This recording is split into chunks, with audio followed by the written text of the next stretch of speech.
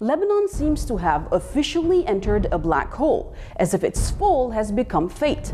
Those who are pushing for a faster collapse are none other than those who stipulate removing Hezbollah from the entire political scene, or else behold the great collapse. The US led war against the Lebanese resistance with deadlier tools than those utilized in Afghanistan 2001, Iraq 2003, and Lebanon 2006 continues according to one main theory: let the country collapse until we rebuild it without Hezbollah.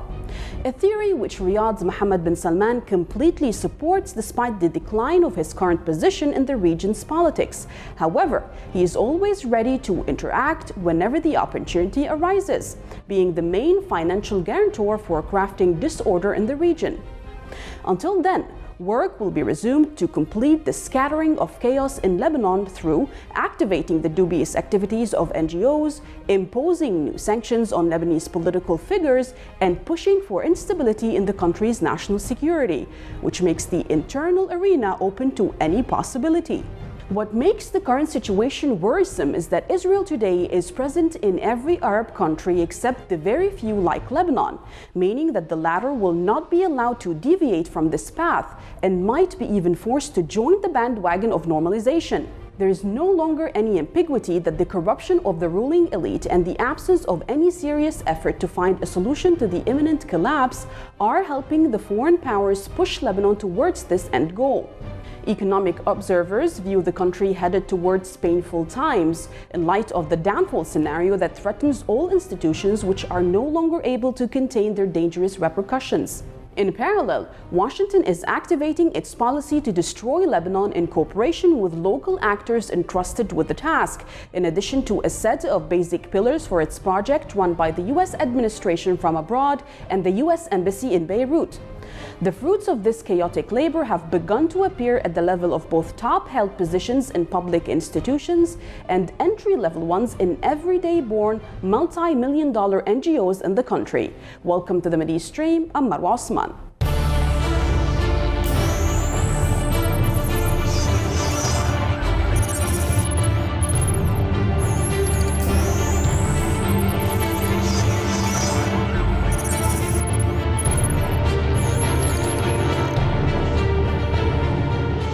In the light of the Arab-Israeli normalization, pressure is increasing on Lebanon to join the bandwagon.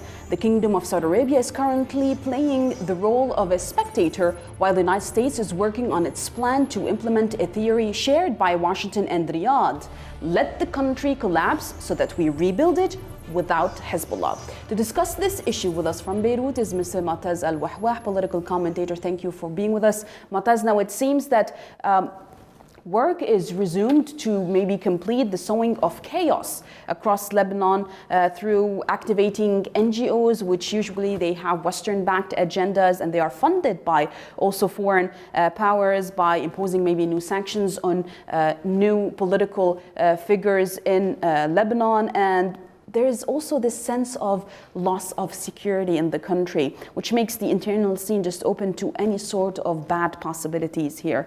What is the worst case scenario for this country, in your opinion? Well, absolutely. The worst case scenario at the moment would be absolute chaos. And this is something that the United States and Saudi Arabia have been extremely striving towards after all else has failed. We saw with the end of 2019, movement on the streets, what was called the Cedar Revolution. We saw all these NGOs coming in, American NGOs, British NGOs, French NGOs, and what the common denominator between all of these NGOs was chaos. We saw no agenda, we saw no political structure, we saw no formation, we saw no organization. It was very evident that these NGOs and those that are behind them were striving to cause chaos on the streets and instability in order to pressure Lebanon and the powers that be in Lebanon to eliminate Hezbollah from the political equation here. And we saw a lull right after the US elections. I think that's due to the US's allies here in Lebanon not being too certain on how things were going to go after Trump left the White House. But now it seems that Trump is trying to make up for lost time We've got until January, the 20th of January, before he needs to leave the White House. And I think he's trying to invest everything he can, cause as much chaos in Lebanon and in the region, not just in Lebanon, but in Lebanon specifically, before he leaves office, so that he can make things extremely difficult for the next administration to come in and try and form any sort of political solution in the country. Well, Mr. Mu'taz, a year ago, the main target of the, if you will, the protests or the revolution, whatever they want to put a name on it, was to expose the corrupt political class in Lebanon, and everyone is actually on board this. But now it is time maybe to drop them all. This is what the United States of America wants, regardless of the non-existence of any alternative option here. So the difference between October 2019 and now December 2020 is that there were no Abraham Accords, meaning there were no Israel and Bahrain, no Israel and UAE, no Israel and Sudan and Morocco. And now it seems that they are pushing, and I'm saying that the United States of America, Israel and other allies of Israel in the region, pushing Lebanon to normalize ties with Israel and maybe force them to normalize in order for the country not to go into deep black hole here. Do you think that's actually possible given the situation? Well, I think the United States needs to understand that that's not its call, yeah? One would need to be a fool to assume that the United States cares about corruption in Lebanon and is after combating corruption in Lebanon and getting rid of the corrupt figures that we have here. Most, if not all of those who are involved in the corruption in Lebanon are the United States, its allies. It is very evident that the US, and this isn't just new, this is for the last 50 years, 40 years at the very least, the United States' main objective in Lebanon and the region is to have all Arab nations normalize ties with the Zionist entity. There is no other agenda here. In order for them to continue, in order for the United States to continue along with its mission in the Middle East, in order for it to secure its assets and to secure its needs here in the Middle East, it needs to have everybody on board. And the greatest thorn in the side of the United States at the moment is the axis of resistance. Mm-hmm. And especially if we're talking about Arab nations, if we're talking about Lebanon, Syria, and Iraq today, leaving the Islamic Republic aside, mm-hmm. These three nations right now are the only Arab nations, apart from, let's say, Algeria and whatnot, are the only Arab nations on the forefront that have not and will not normalize ties with the Zionist regime. The United States tried a few months ago by pushing for indirect negotiations regarding our maritime borders here in Lebanon. We all knew that's not going to go to the end. And it did not. Mm-hmm. And it's very evident that now the United States and Trump is trying to create an atmosphere in the region where Lebanon feels isolated. Mm-hmm. He wants to say, look, all your neighbors have normalized. But the question here is that these neighbors of ours in the Middle East, they normalized 40, 50 years ago. They wouldn't, it's me saying this, yeah. This is Marwa saying this, they wouldn't even exist as Arab states had they not been normalizing from day one. They wouldn't even have what they call, it's a fake independence, if you will. The British army would not even have left had they not accepted to be normalizing with Israel since the early 70s, late 60s. But the US might be maybe trying to strike the basic security in Lebanon right now. This is what is worrisome for the Lebanese public, especially by emerging sleeper cells and maybe fabricating sedition between the different political parties in Lebanon. This is no longer a secret, by the way, as many political and security forces are talking openly about bad security situation and the existence of serious threats against Lebanon. That puts a lot of question marks on the August 4th explosion of Beirut. It was the most powerful non-nuclear explosion on the planet. What do you think the country will face in the event of something, God forbid, similar happens again? Okay, if I may, just touching on your last point very quickly and then continuing on to the next one.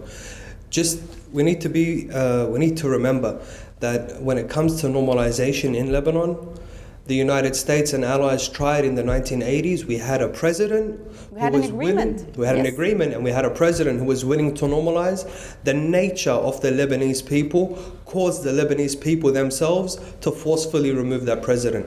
Naturally, the Lebanese people reject normalization. As for the issue of chaos and the current security situation in Lebanon, yes, for the past month or so, there has been excessive talk in the security circles about sleeper cells, about those willing to sow discord. We've even seen this slip on the lips of certain political figures in Lebanon. A few months ago, if you recall, it was no secret that Samir Jaja himself was speaking of 14,000 or 30,000 or 50,000 militiamen that he has willing to take to the streets. So yeah, this is a scenario that is very serious, that the security apparatus is studying very well. But I think, and again, and this is a habit of the United States, they don't assess the situation very well in the Middle East. In Lebanon, assuming that we were to have absolute chaos, there is only one organization that would come up winning in this chaos. And that's the only organization that's actually refusing to even get involved. Absolutely. Because they don't want any blood. I have less than 1 minute, but I need to ask this. The US keeps saying we need to make Lebanon collapse and then rebuild it without Hezbollah.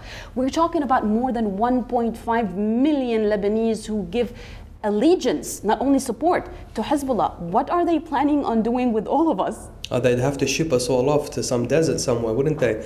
I mean, it's absolutely irrational. Even President Macron of France, when he came right after the Beirut explosion, he came over here and he recognized and he said to the political parties, there is no Lebanon without Hezbollah. Hezbollah is the people here. Hezbollah is your farmers. It is your businessmen. It is the masses.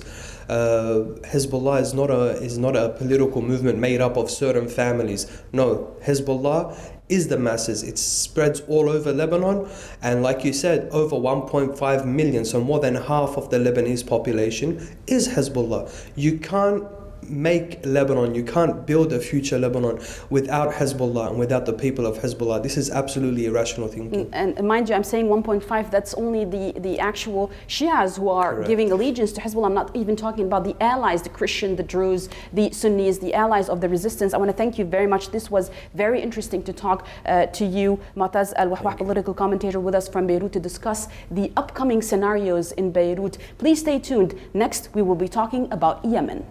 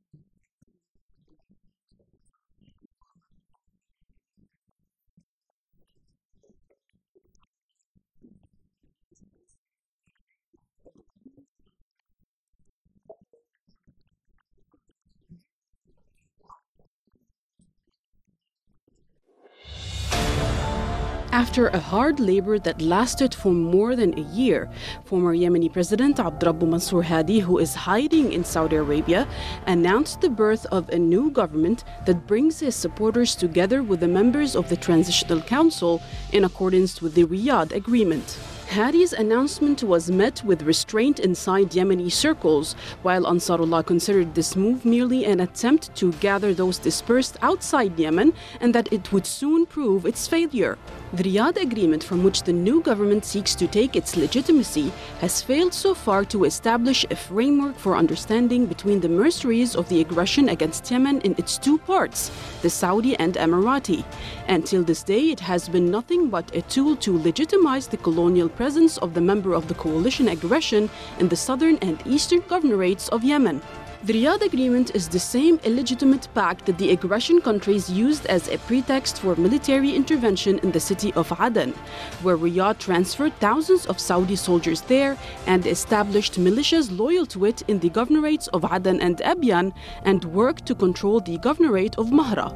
In the meantime, Hadi's illicit government faces many challenges, most notably the collapse of the national currency and the existing conflict between the countries of aggression, which was clearly reflected in the condition of their mercenaries on the ground and the conflict of sharing quotas between the parties of Hadi's government. And last but not least, the main challenge for Hadi is the achievements that the Yemeni army and the popular committees continue to attain, especially in the northern governorates, where they managed to liberate most of the land, and now they are close to controlling Ma'rib city, the last stronghold of the Hadi government in the north.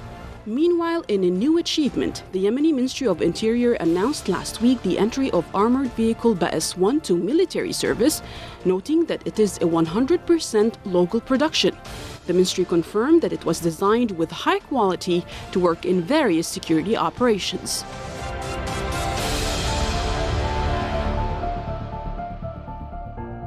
Now with us to discuss this issue from Copenhagen is Mr. Roon Ayahuz. Thank you very much for being with us. Mr. Roon, you are a member of the Yemen Solidarity Council. Now, it is not even a matter of discussion, at least for me, that the last move by Abdrabbu Mansour Hadi had nothing to do with him, but rather it's just another political stunt by Saudi Arabia, maybe to savior or attempt to savior what can be saved yet from Yemen after their big failure, especially in the northern part of Yemen. I mean, the logic question here is how will Hadi, or how does Hadi think that he will be running the show in the Yemeni government, or his prime minister for that matter, with the entire government is outside of Yemen?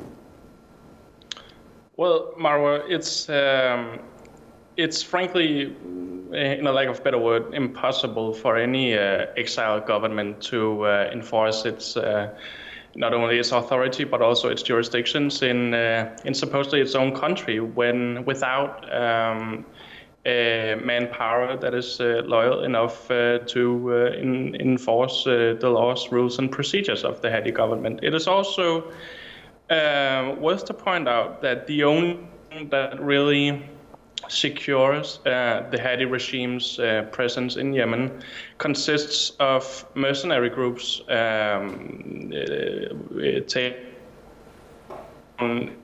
terrorist groups such as the Al-Qaeda and Daesh. So that's one thing. And secondly, when this new government was announced by the Prime Minister of Yemen, of the Hadi regime, on Twitter and social media, he published an infographic containing the names and the pictures of the new appointed ministers. However, point 6 in this list contains ministers appointed by the advice of the Saudi embassy, which means, frankly, that the Saudis have had a hand in handpicking certain members of this new quote-unquote legitimate government.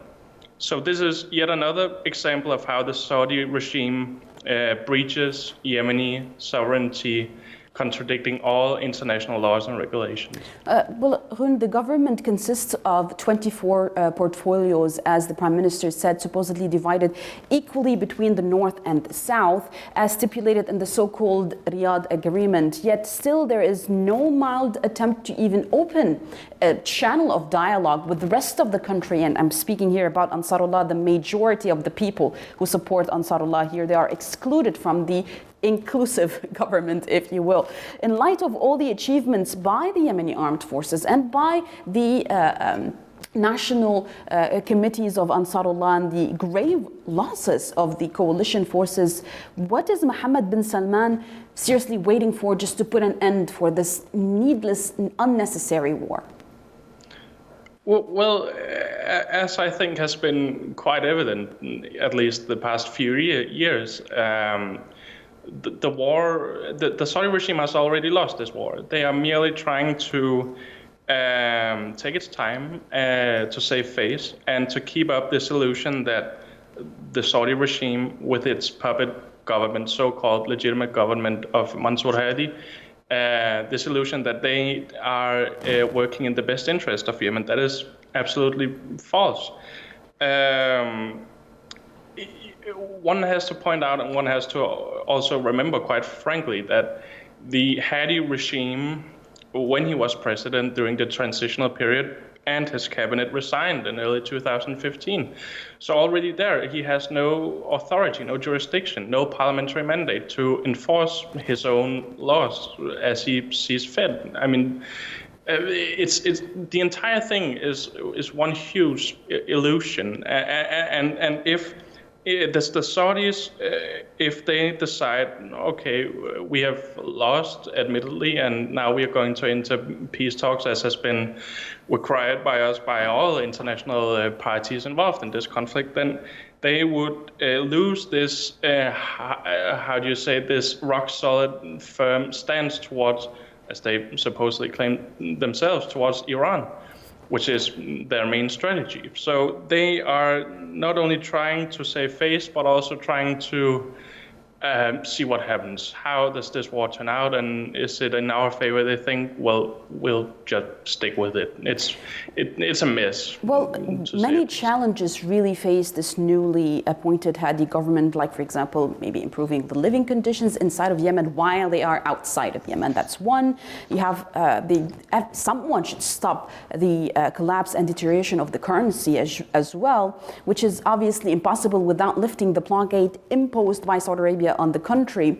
But another challenge is stopping the advancement of the Yemeni army and the popular committees towards what remains of the occupied Yemeni areas. I mean, Saudi Arabia and the coalition failed in achieving the last challenge so far. What do you think will change when Ansarullah just fully takes the Ma'rib city, which is, I think it's days away from doing so?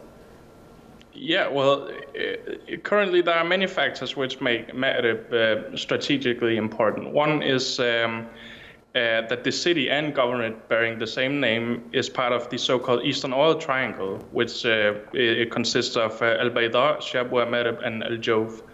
And the Eastern Oil Triangle is really where most of Yemen's oil reserves are located. Another key factor also is the location of Ma'rib. It's sort of a checkpoint gateway between the populated or the populous west and the barren, lesser populated but rich east with the vast desert regions, and also paves the way for the liberation or future liberation of Hadramaut and more. Briefly, we are hearing a lot in the Western mainstream media that when Joe Biden, President-elect of the United States of America, Joe Biden, takes the White House, he will end U.S. support for Saudi Arabia's war on Yemen. What's your take on that, knowing that even if he actually does, this does not mean stopping the war. If you stop sending weapons to Saudi Arabia, it doesn't mean that the war will actually stop. I mean, how do you feel about this? Do you think that actually Biden would be able to maybe correct the wrongdoings of Trump, or it's just a train that will keep on moving? Well, I have my doubts, huge skepticism of Biden's promise to end the war, considering the fact that Biden was part of the Obama-Biden administration that initially in 2015 pledged its support for the Saudi genocide of Yemeni civilians, still continuing to this day. I am sure he was briefed at the time about the consequences of this war. And I'm sure he's been briefed also during his transitional period about the war as well.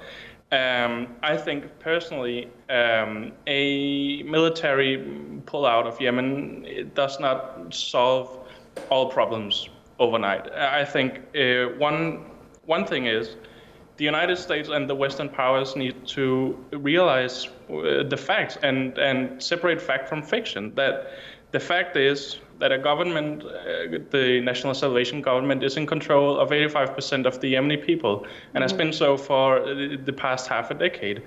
It has direct authority of the Yemeni people, and certainly it acts and functions as a competent government with competent leadership. If the war is truly to come to an end, I think the Western powers and the international community has to at least recognize the demands of the Yemeni majority, accounting for 85% of the population. But a shallow promises, as always, as all American presidential candidates bring about on the table during their campaigns. I'm very skeptical that the well, Biden I will, want to thank you himself. very much, Mr. Hoon Aya, who is member of the Yemen Solidarity Council, for joining us from Copenhagen. You gave great insight into what's going on actually inside of Yemen and also inside the exiled government of Abdrabbu Mansour Hadi. Thank you for being with us. Please stay tuned next week for more from the Mideastream.